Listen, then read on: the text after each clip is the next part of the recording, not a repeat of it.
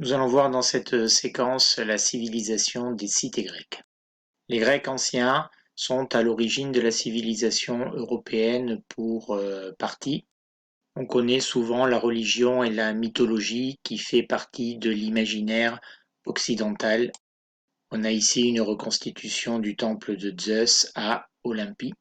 Autre représentation que l'on a de ce monde grec, les Jeux olympiques antiques qui ont bien entendu donné naissance aux Jeux olympiques modernes que l'on connaît aujourd'hui. La Grèce antique est avant tout un monde de cités. Ce n'est pas un pays unifié.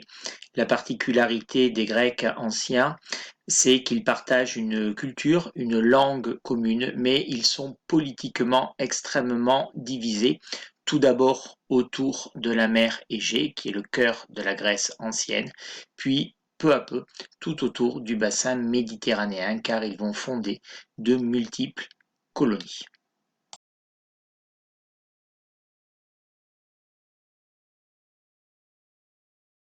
Pourquoi donc cette organisation politique en cité-État et non pas en grand royaume organisé? La première explication est que les Grecs venus du croissant fertile sont peu à peu arrivés avant l'an 1000 avant Jésus-Christ, s'installer tout autour de la mer Égée. Ils ont donc importé un système politique qu'ils connaissaient avec les cités du croissant fertile, c'est-à-dire la cité-État.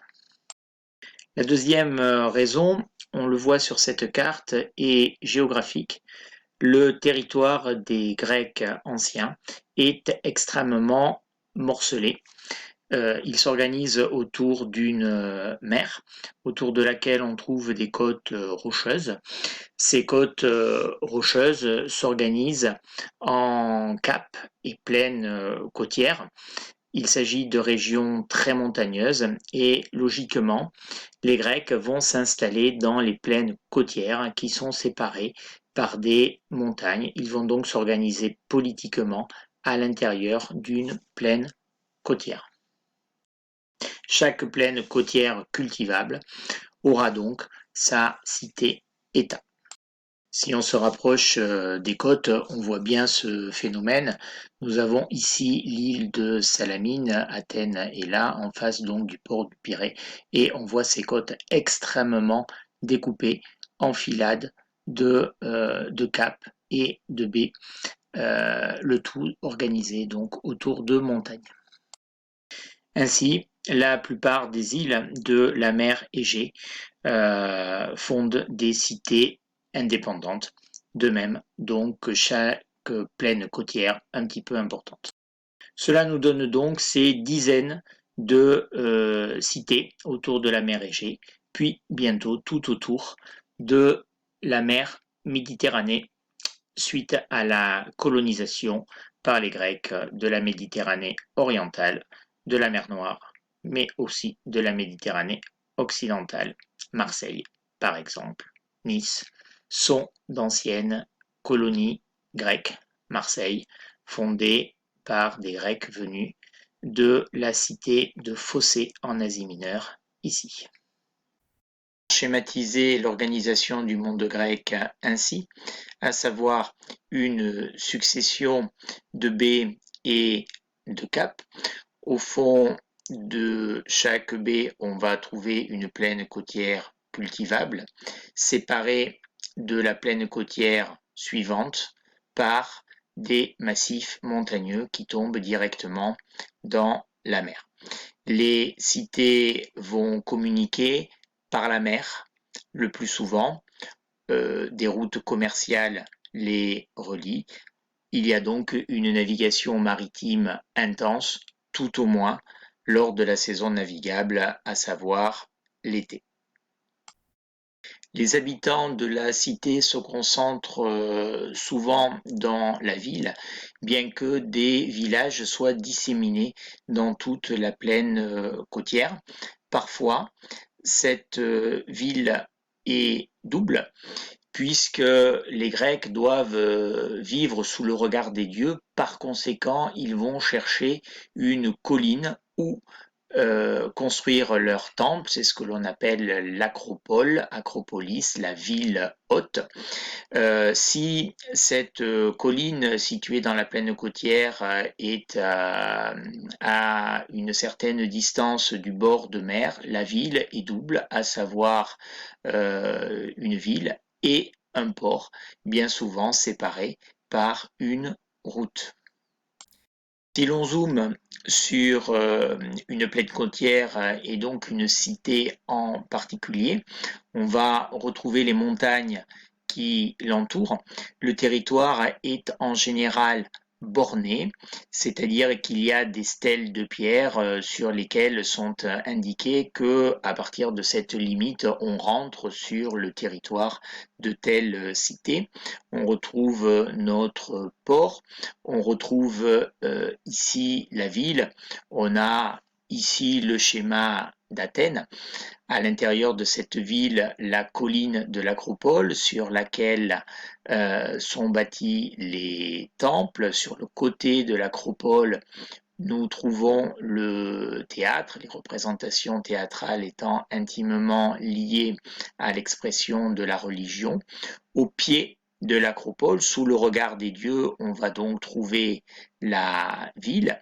Au centre de cette ville, une agora, c'est-à-dire une grande place autour de laquelle s'organisent les activités économiques, les ateliers et les commerces. La ville et l'acropole sont entourés de murailles. Ici à Athènes, le port du Pirée étant éloigné de quelques kilomètres de la ville. La route qui relie la ville et le port a été également fortifiée par ce que l'on appelle les longs murs. Dans l'idéal grec, chaque citoyen doit être agriculteur. Par conséquent, on cultive diverses denrées agricoles, les principales étant le blé, les céréales, la vigne pour faire du vin. Il a une place très importante dans la religion grecque, et les oliviers également qui permettent de faire de l'huile d'olive. De nombreux habitants de la cité vivent dans des villages disséminés dans toute la plaine côtière. Quand le territoire de la cité est grand, comme celui d'Athènes, c'est toute la péninsule de l'Attique, certains villages vont se trouver à plusieurs dizaines de kilomètres de la ville et dans le cadre de la démocratie ne vont pas pouvoir participer régulièrement aux débats démocratiques, puisque bien entendu la distance entre leur village et la ville est trop importante. Ce dossier nous fait découvrir les principales caractéristiques de la religion grecque. Tout d'abord, les Grecs sont polythéistes, ils ont un dieu ou une déesse pour chaque domaine de la vie qui leur semble important. On le voit ici avec les fonctions qui sont prêtées aux différents dieux. Dans l'imaginaire grec, ces dieux ressemblent aux hommes. Ils ont des qualités et des défauts semblables aux humains, avec évidemment des pouvoirs surnaturels. Les dieux sont honorés de plusieurs manières, à commencer par le rituel des sacrifices. Des animaux leur sont donnés, ils sont sacrifiés sur les autels dans des cérémonies et les dieux sont censés se nourrir de ces animaux, de certaines parties de ces animaux, puisque les sacrifices donnent lieu également à de grands banquets dans le monde grec. Les autels se trouvent à côté ou devant les temples qui sont érigés aux dieux. Nous sommes ici dans un sanctuaire pan-hellénique, c'est-à-dire qui n'est pas la propriété d'une cité, mais qui a été construit avec la contribution de toutes les cités grecques. Nous sommes ici à Delphes.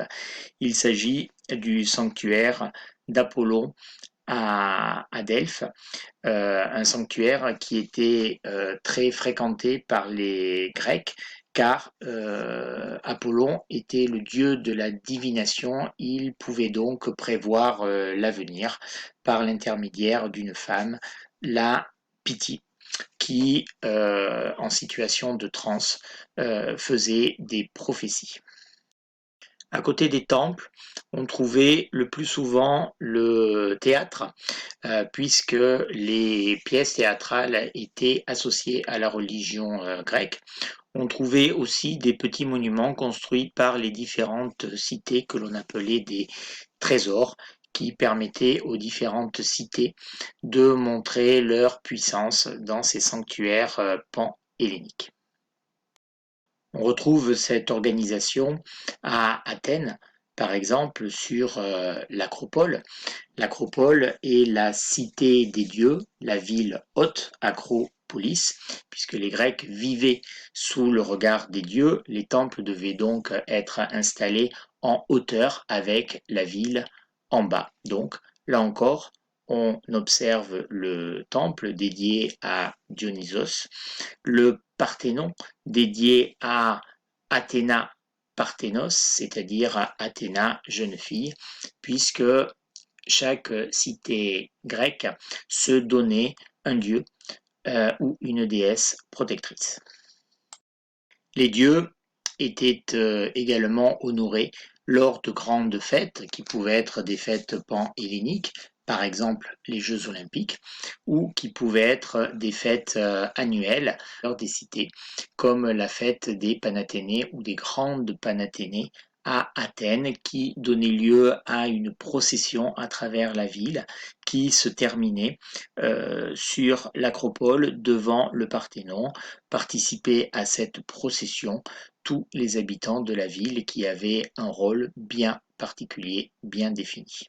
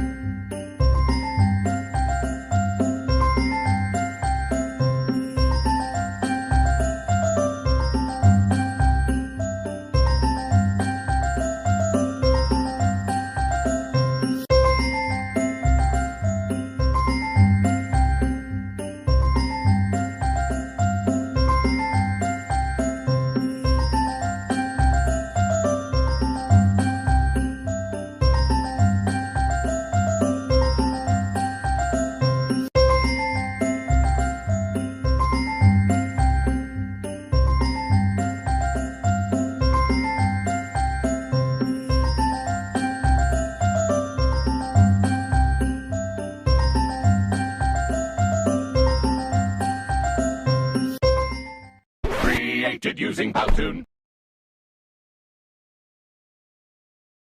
Intimement liés à la religion polythéiste grecque sont les mythes mettant en scène des héros ou demi-dieux. Les mythes les plus connus sont incontestablement ceux de l'Iliade et de l'Odyssée, écrits par Homère, dont on ne connaît pas grand-chose. On sait que ce récit a été écrit au 8e siècle, qu'il était le fondement de la culture grecque.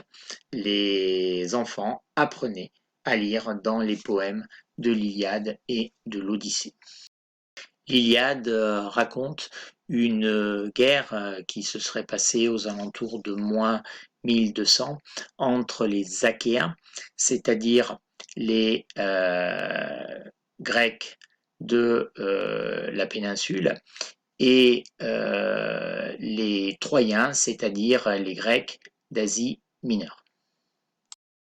L'Odyssée raconte le retour d'Ulysse chez lui à Ithaque, après la victoire des Achéens sur les Troyens et la destruction de la ville de Troie grâce au célèbre cheval que l'on voit ici.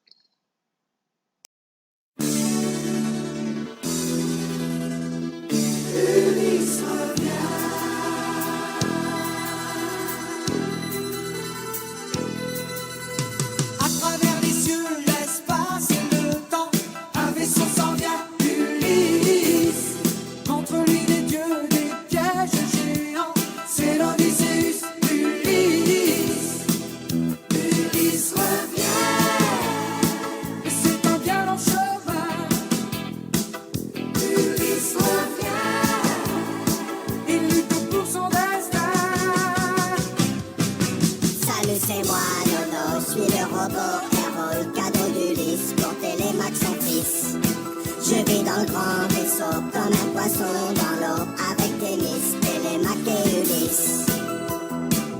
Ulysse revient, Ulysse revient.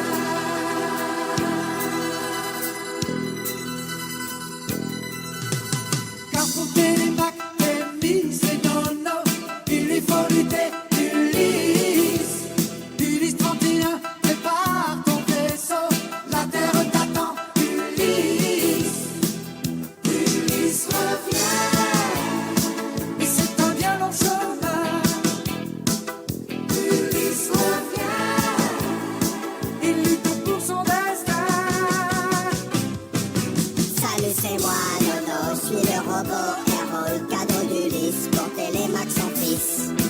Je vis dans le grand vaisseau comme un poisson dans l'eau avec Thémis, Télémaque et Ulysse.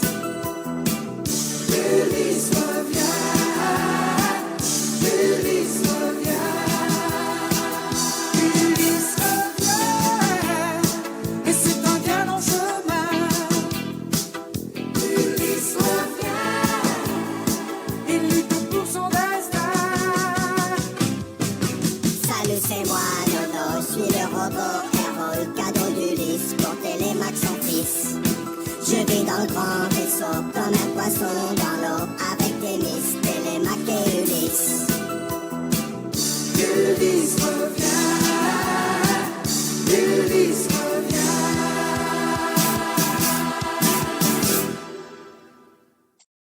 Les Grecs sont culturellement unis par la langue et l'alphabet grec, unis par la religion et les mythes. On a ici l'un des 12 travaux d'Héraclès. Et les Grecs, qui se faisaient souvent la guerre pour des raisons commerciales, des raisons de rivalité politique ou autres, tous les 4 ans se réunissaient au sanctuaire d'Olympie pour célébrer le dieu principal, c'est-à-dire Zeus. À cette occasion avait lieu une trêve olympique qui durait plusieurs semaines, puisqu'il s'agissait en fait que les athlètes puissent se rendre en sécurité de leur cité jusqu'au sanctuaire d'Olympie. Il existe des célébrations plus importantes que d'autres, qui réunissent l'ensemble des Grecs, ou tout au moins leurs représentants. Ce sont les fêtes panhelléniques.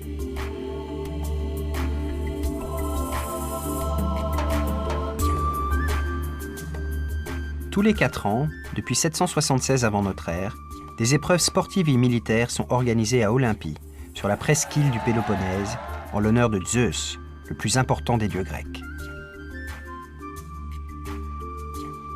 L'ouverture de ces Jeux est l'occasion de proclamer une trêve olympique. Dans toute la Grèce, des messagers sont envoyés pour annoncer le début des Jeux et l'arrêt momentané des combats. En réalité, cette trêve décrétée un mois avant l'ouverture des Jeux doit permettre aux athlètes du monde grec de pouvoir rejoindre le site d'Olympie sans être inquiétés pour leur vie. Au fil des ans, de vastes foules venues de toutes les parties du monde grec se déplacent et se rassemblent à Olympie pour venir assister aux Jeux.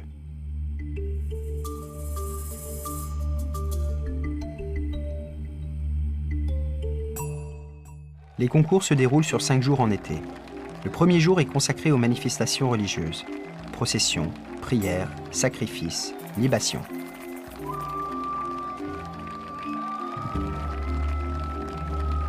Ce même jour, les athlètes prêtent serment de respecter les règles du concours. Le concours sportif commence le deuxième jour par une course de chars.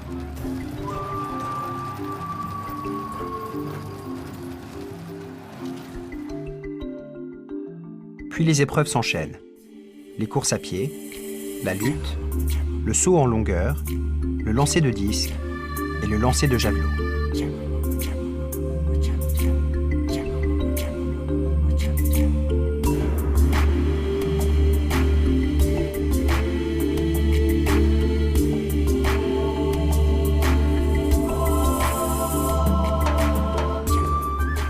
Les 2 derniers jours sont marqués par des épreuves de force terribles, comme le pancrace, où presque tous les coups sont permis, ou bien le pugilat, qui se rapproche de la boxe.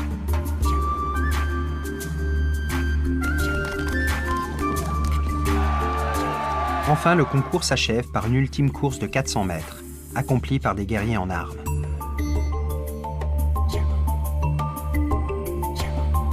Les athlètes qui participent au concours olympique sont tous des guerriers aguerris et sont issus pour la plupart de l'aristocratie. Pour chaque épreuve disputée, il n'y a ni second ni troisième. Seuls les meilleurs athlètes, aidés par les dieux, seront récompensés par la victoire et remporteront la prestigieuse couronne d'Olivier, symbole de leur triomphe. Ces héros antiques deviennent alors de véritables dieux vivants, pour lesquels on élève des statues et dont on grave le nom dans le marbre. Le monde grec a influencé la civilisation occidentale actuelle par la naissance de la démocratie à Athènes. Alors attention, la démocratie, c'est-à-dire un système politique dans lequel le peuple a le pouvoir, est très loin d'être un système généralisé en Grèce antique. En Grèce antique, on va essentiellement trouver des monarchies dans les cités, on va trouver des tyrannies, c'est-à-dire des sortes de dictatures. Donc la démocratie reste l'exception. Dans les cités grecques, bien souvent, c'étaient les plus riches qui avaient le pouvoir.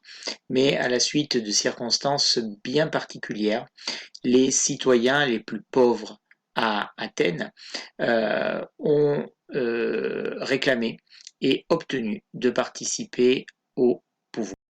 Les cités grecques étaient défendues par des armées de soldats citoyens. Or, il se trouve que suite à des guerres contre les Perses, Athènes a obtenu sa victoire grâce à sa flotte et notamment à ses marins, aux rameurs dans les bateaux que l'on appelait les trières. Ces marins étaient les citoyens les plus pauvres puisqu'ils ne pouvaient pas s'équiper comme hoplites, c'est-à-dire comme soldats à pied, comme fantassins. Et c'est grâce à eux qu'Athènes a obtenu sa victoire sur les Perses. Suite à cet événement, ils ont pu, au début du 5e siècle, ils ont pu obtenir peu à peu des droits politiques et donc la démocratie. Dans ce cadre de la démocratie athénienne, Périclès, qui est un homme politique qui va dominer Athènes au milieu du 5e siècle, a une importance particulière puisqu'il va mettre en place plusieurs instruments pour protéger la démocratie. Certaines fonctions vont être tirées au sort. De cette manière, tous les citoyens vont potentiellement pouvoir accéder aux plus hautes fonctions. La plupart des fonctions étaient annuelles Et pour que les citoyens les plus pauvres ne soient pas mis en difficulté quand ils exerçaient une fonction politique, ils recevaient une indemnité qui leur permettait de vivre alors qu'ils exerçaient leur fonction politique et ne pouvaient plus faire tourner leur commerce ou leur exploitation agricole. Sur la colline de l'Apnix à Athènes, face à l'acropole, les citoyens se réunissaient pour prendre les grandes décisions, pour élire les magistrats qui dirigeaient la ville ou les juges. Chacun pouvait prendre la parole. Cette parole était chronométrée par une clepsydre que l'on voit ici, c'est-à-dire un sablier à eau. Là, le premier vase se déversait par un petit trou dans le second. Le temps de parole de chacun était ainsi égal. Les personnages les plus populaires ne pouvaient ainsi pas monopoliser la parole. Pour certaines décisions, comme les procès par exemple, les votes secrets vont être mis en place. On a ici des jetons de vote lors de procès coupables ou non coupables, selon que la tige est pleine ou creuse. On prenait les jetons entre le pouce et l'index. Ainsi, personne ne pouvait voir quelle était notre décision de vote.